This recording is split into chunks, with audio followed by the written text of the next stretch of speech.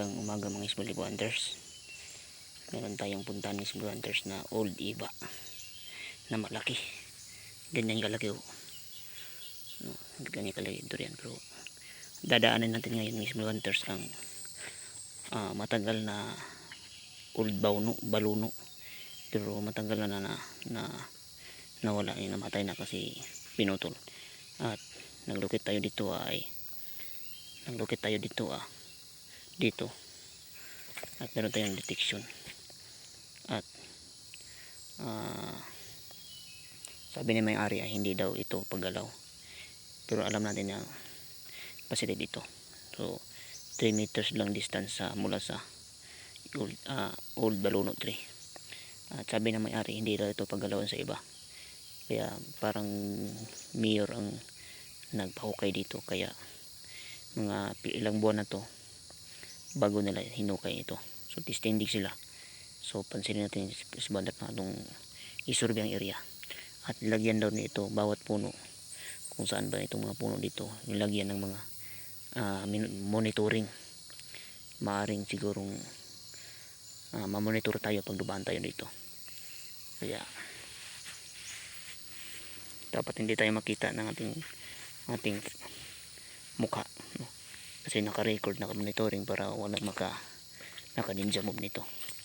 Kaya sinabihan ko ng may-ari nga dapat magmasid ka sa kanilang hukay, kasi inumpisahan nila pa hukay. Kaya dadaanin natin ngayon si Bander, no? Yan, nagukay na pala sila mga explorers. Meron silang 4 na monitoring para wala makialam sa itong site. So kapitbahay lang ko itong may-ari dito, kaya sabi niya sa akin hindi daw niya ipagalaw sa akin kasi meron naka-contact nito, kaya inumpisa na lang mga hunters. Tara.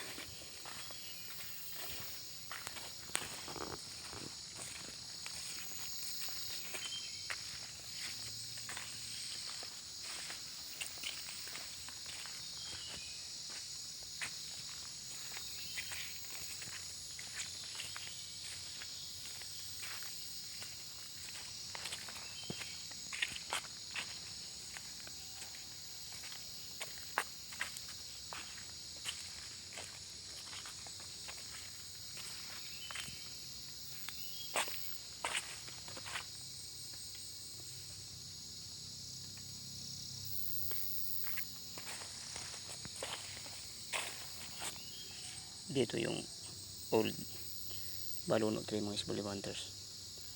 Dito dating detection natin dito ay dito lang ang detection natin. Dito natabunan na, pero ito yung hukay nila.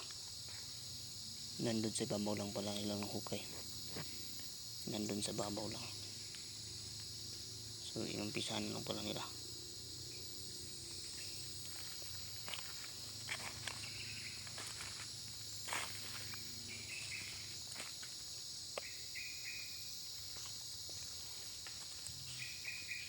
Yan ang hukay nilang hunters, no? Maliit lang.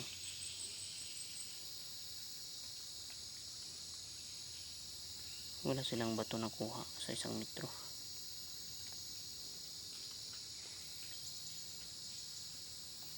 Sipiat ito Miss Blonders. Wala silang nakuhang bato. Wala silang nakuhang bato. So dapat yan metros, 3, 4 feet, 5 feet, 4 feet na yata yan. Wala pa silang nakitang HTM. Walang HTM ng small hunters ang nakita nila nito hunters. So dapat merong HTM makita nila dyan. 4 meters distance ang kanilang hukay. Tara.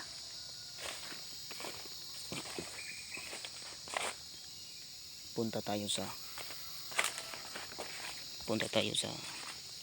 old iba tree. So paakyat tayo mga small hunters.